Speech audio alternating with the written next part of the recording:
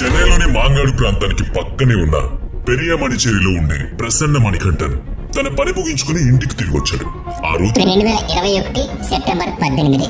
అతని అమ్మా నాన్న ఇంటికొచ్చిన కొడుకు ముఖంలో ఏదో ఆందోళన, విచారం గమనించారు. గత కొన్నేళ్లుగా ఆ ఇంట్లో పరిస్థితులేవి బాగుండడం లేదు. అందరూ మనోవేదనతో కృంగిపోతున్నారు. ఇప్పుడిప్పుడే గుండె దిటం చేసుకుంటున్నారు. అంతలోనే మళ్లీ కొడుకు ముఖంలో ఆవేదన చూసినా అదేమిటని అడిగే ధైర్యం ఎవ్వరికీ లేదు. బ్యాంక్ లో పనిచేస్తున్న ప్రసన్నకు వివాహం నిశ్చయమైంది. ప్రేమ పెళ్లిగా మారింది. అవును, మరి ఇరువైపులా అంగీకరించడం ఆనందదాయకమే కదా. అందుకే ఆ ఇంట విషాదం తొలగి సంతోషం రాబోతుందని సంబరపడ్డారు. మరి అంతలోనే ఏమైందని కొడుకు అలా ముఖం వేలాడి తీసుకుని ఇంటికొచ్చాడో ఊహించలేక, అలాగని అడగలేక సందిగ్ధంలో ఉన్నారు అమ్మ నాన్న. అసలు ఏమైందంటే నిశ్చయ తాంబూలాలు తీసుకున్న కొద్ది రోజులకే తమకి పెళ్లి ఇష్టం లేదని అమ్మాయి తరపు వాళ్ళు కబురు చేశారు. అబ్బాయిలో ఏమైనా దుర్గుణాలున్నాయంటే మచ్చు కూడా ఏమీ లేవు. పండుగలప్పుడు ఊళ్ళో స్వచ్ఛందంగానే సేవ చేస్తాడు. తన ప్రాంతంలో ఉన్న వాళ్ళకి ఏ అవసరం వచ్చినా తల్లో నాలుగులా వ్యవహరిస్తాడు. మరిప్పుడు వివాహం నిలిచిపోవడానికి కారణం ఆ ఇంట్లో జరిగిన కొన్నేళ్ల క్రిందటి సంఘటనే కావడం బాధాకరం. అలాంటి సంఘటన జరిగినందుకు ఓదార్చి అండగా నిలవాల్సిన నెచ్చలి దాన్నే కారణంగా చూపిస్తూ నిశ్చయమైన తమ పెళ్లిని కాదనుకోవడం సరికాదని ప్రసన్న ఎంతగా చెప్పినా కూడా ఆమె తల్లిదండ్రులు వినిపించుకోలేదు. ఆ బాధలోనే ఉన్న ప్రసన్న 2021 సెప్టెంబర్ 18 నాటి రాత్రి బ్యాంక్ నుంచి ఇంటికొచ్చాక తన గదిలోకి వెళ్లి లోపల గడియ వేసుకున్నాడు. తన ప్రేయసితో చాలాసేపు ఫోన్లో మాట్లాడాడు. ఆమె సస్యమేరా అంది. అంగీకరించలేదు.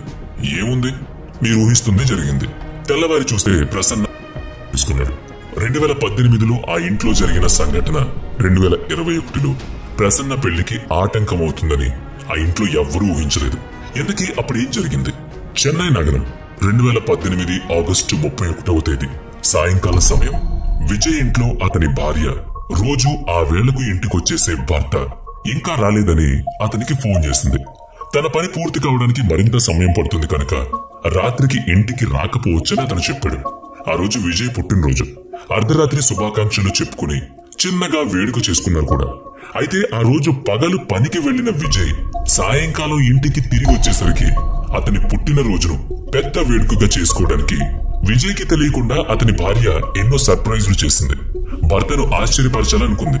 ఆమె ఆశించినట్టు అతను వచ్చుంటే బాగుండేది. మరి 2018 సెప్టెంబర్ 1వ తేదీ ఉదయం 7 గంటలకు విజయ్ తమ ఇంటికి తిరిగి వచ్చాడు.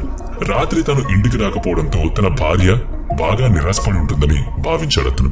తమ ఇంటికి తాళం వేసి ఉండడం చూసి స్వయంగా ఆశ్చర్యపోయాడు. అంత ఉదయాన్నే ఆమె ఎక్కడికి వెళ్లి ఉంటుందా అని తికమకపడ్డాడు. ఆమె ఫోన్ స్విచ్ ఆఫ్ చేసింది. దాంతో విజయ్లో ఆందోళన మొదలైంది. తమ ఇంటి యజమాని కుటుంబానికి కూడా ఆమె ఎక్కడికి వెళ్లిందో చెప్పలేదు. విజయ్ తన అత్తమామలకు ఫోన్ చేశాడు. వాళ్ళకి అసలు ఏ విషయమూ తెలియదని చెప్పాక తమ ఇంటి కిటికీ గుండా లోపలికి తొంగి చూసే ప్రయత్నం చేశాడు. లోపల గదిలో ఫ్యాన్ తిరుగుతోంది. దాంతో అతను ఆమెను పేరు పెట్టి పిలిచాడు. ఎవ్వరూ పలకలేదు.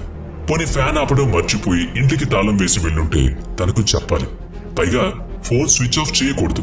అప్పుడు విజయ్ పక్కింటి వాళ్ళని పిలిచి వారి సహాయంతో ఇంటి తాళం పగలగొట్టాడు. లోపల దృశ్యం చూసి అతని పై ప్రాణాలు పైకి పోయాయి. తమ 7 ఏళ్ల కొడుకు అజయ్, 4 ఏళ్ల కూతురు కర్ణిక అచేతనంగా పడి ఉండడం చూసి హతాశుడయ్యాడు. హాస్పిటల్ కు తీసుకువెళ్లాక వాళ్ళు అప్పటికి చాలాసేపటి క్రితమే చనిపోయారని డాక్టర్ చెప్పాడు. విజయ్ భార్య ఇంటిలో లేదు. ఇక అప్పుడు పోలీసుల విచారణ మొదలైంది. కడలూరుకు చెందిన విజయ్ చెన్నైలో క్యాటరింగ్ కోర్స్ చదువుతున్నాడు. శిక్షణ కోసం వడపల్లిలో పేరున్న ఓ 5 స్టార్ హోటల్లో చేరాడు. అది 2010వ సంవత్సరం. రోజు వెళ్లి రావడంతో ఆ హోటల్ రిసెప్షన్ లో పనిచేస్తున్న అమ్మాయితో ప్రేమలో పడ్డాడు. విజయ్ కు తల్లిదండ్రులు లేరు కనుక ఆమె తల్లిదండ్రుల మద్దతుతోనే ఇద్దరికీ వివాహం జరిగింది. కుండ్రత్తూరు ప్రాంతంలో అద్దె ఇంట్లో కాపురం పెట్టారు. చదివింది క్యాటరింగ్ అయినప్పటికీ అదనపు ఆదాయం కోసం విజయ్ ఏటీఎంలలో క్యాష్ ఫిల్లింగ్ చేసే పని కూడా చేసేవాడు. కొంతకాలానికి విజయ్ దంపతులకు 2 పిల్లలు కలిగారు. తాము అద్దెకుంటున్న ఇంటి యజమాని దంపతుల్ని విజయ్ తన తల్లిదండ్రుల్లో భావించేవాడు. పిల్లలు కూడా వాళ్లతో చాలా చనువుగా ఉండేవాళ్లు. ఆ రోజు క్యాలెండర్ 2018 ఆగస్టు 31వ తేదీకి మారగానే ఆ అర్ధరాత్రి వేళ భార్య బలవంతం చేయడంతో కొడుకుతో కలిసి చిన్నగా విజయ్ పుట్టినరోజు వేడుక చేసుకున్నారు. 4 ఏళ్ల కూతురు ఆ సమయంలో నిద్రలో ఉండడంతో లేపలేదు. ఆ రోజు పనికెళ్లిన విజయ్ రాత్రి నైట్ షిఫ్ట్ లో ఉండిపోవాల్సి వచ్చి ఇంటికి తిరిగి రాలేదు. తెల్లవారి వచ్చి చూస్తే పిల్లలిద్దరూ విగత జీవులై పడున్నారు. గత రాత్రి భార్య ఫోన్ చేసినప్పుడైనా ఇంటికి తిరిగి వచ్చేసుంటే బాగుండేదని విజయ్ ఎంతగానో ఏడ్చాడు. పోలీసుల విచారణలో చాలా విషయాలు తెలిసాయి. పెళ్లినాటికి విజయ్ భార్య కూడా ఉద్యోగస్తురాలే కదా. పిల్లలు కలిగాక వారి పోషణ కోసం ఆమె ఉద్యోగం మానేసి ఇంట్లోనే ఉండిపోయింది. ఖాళీగా ఉంటే సెల్ ఫోన్ చూసుకోవడమే ఆమె పని. పిల్లలు పెద్దవాళ్లయ్యాక ఆమెకు వారి పని ఒత్తిడి తగ్గింది. ఖాళీ సమయం ఎక్కువైంది. అదే సమయంలో విజయ్ ఆమె కోసం స్కూటీ కొనిచ్చాడు. పిల్లలు ఇంటి యజమాని కుటుంబంతో బాగా చేరిక కావడంతో ఎక్కువగా అక్కడే ఆడుకునేవాళ్లు. దాంతో ఆమెకు రెక్కలొచ్చాయి. పోనీలే, ఇన్నాళ్లుగా ఇంట్లోనే ఉండిపోయింది కదా, కాసేపు తిరిగొస్తే ఆమెకు కూడా కాస్త మార్పుగా ఉంటుందని ఆ ఇంటి యజమానులు కూడా పిల్లల్ని చేరదీసి తమ వద్దే ఉంచుకునేవాళ్లు. అయితే తిరుగుడు ఎక్కువ కావడంతో విజయ్ తన భార్యను హెచ్చరించాడు.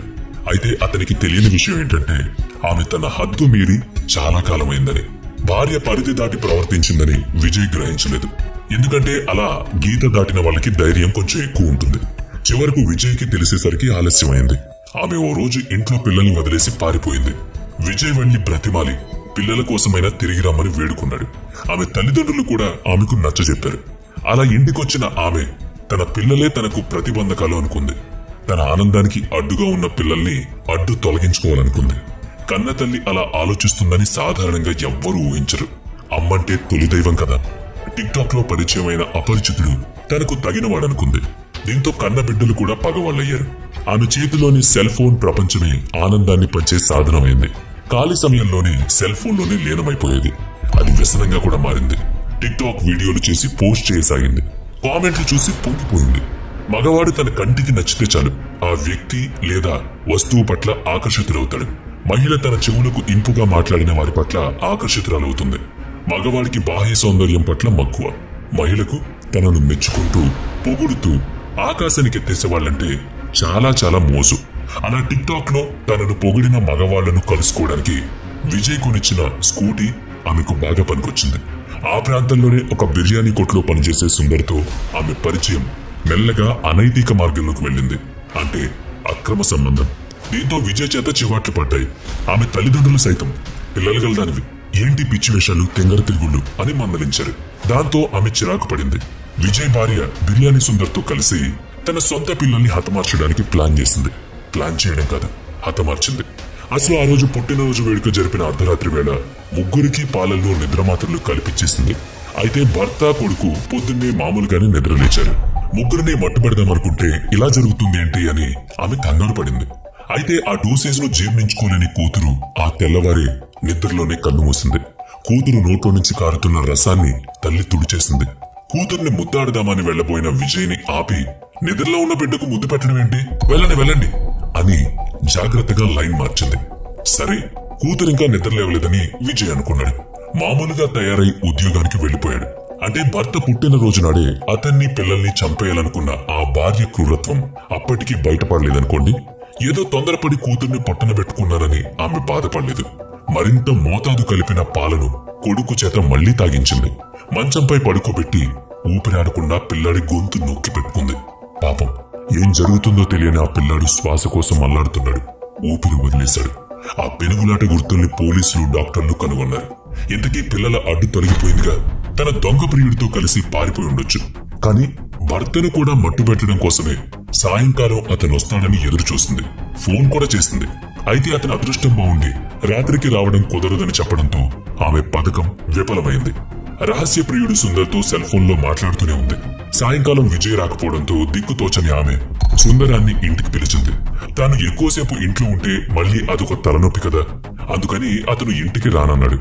అందుకు ఆమె స్కూటీ తీసుకుని అతన్ని కలవడానికి వెళ్ళింది. సుందరం ఆమెను తీసుకుపోయి కోయంబేడు బస్టాండ్ లో నాగర్కోయిల్ వెళ్లే బస్ ఎక్కించాడు. అలా చేసి సుందరం తన ఇంటికి వెళ్లిపోయాడు. ఏం తెలియనట్లు మసులుకున్నాడు. మామూలుగా అయితే కొన్ని రోజుల తర్వాత ఇద్దరు కేరళకు పారిపోదామని పథకం వేసుకున్నారు. అయితే పరిస్థితులు తారుమారయ్యాయి. విజయ్ చెప్పిన విషయాలతో పోలీసులు విచారణ జరిపి సుందరాన్ని పట్టుకున్నారు. ఫోన్ సిమ్ ఆధారంగా విజయ్ భార్యను కూడా నాగర్కోయిల్లో పట్టుకున్నారు. ఆమె తాను చేసిన దుర్మార్గాన్ని స్వయంగా అంగీకరించింది. నాకు అది కావాలి, ఇది కావాలని పిల్లలు మారం చేస్తారు, కానీ తల్లి ఏం పెట్టినా పిల్లలు దాన్ని సందేహించకుండా తింటారు. అది తల్లి పట్ల పిల్లలకుండే ప్రేమ, నమ్మకం. దాన్ని తనకు అనుకూలంగా చేసుకుంది ఆ దుర్మార్గాలు. కన్న తల్లి తమను పొట్టన పెట్టుకుంటుందని ఏ పిల్లలు అనుకుంటారు చెప్పండి? భార్య సుఖం భర్త పట్టించుకోవాలి, నిజమే. అయితే అతను పని ఒత్తిళ్లు దూరంగా ఉంటాడని తెలిసినప్పుడు నిజమైన సద్గుణం కలిగిన భార్యగా ఆమె తన అసంతృప్తిని భర్తకు అర్థమయ్యేలా చెప్పుండేది. అది శారీరకంగా మానసికంగా ఏదైనా కావచ్చు. ఇద్దరూ కలిసి మాట్లాడుకోవాలి కదా. ఇప్పుడు విజయ్ కుటుంబంలో జరిగినట్లు కట్టు దాడితే ఆ తర్వాత మిగిలేది విషాదమే. ఎవరు అడ్డదారులు తొక్కినా సంసారం ఛిద్రమవుతుంది. ఆ సంఘటనలో ఆమెను ఇక ఎవ్వరు మాత్రం చేరదీయరు. ఎవరు చేరదీస్తారు చెప్పండి? స్వయంకృతాపరాధమే కదా ఇది.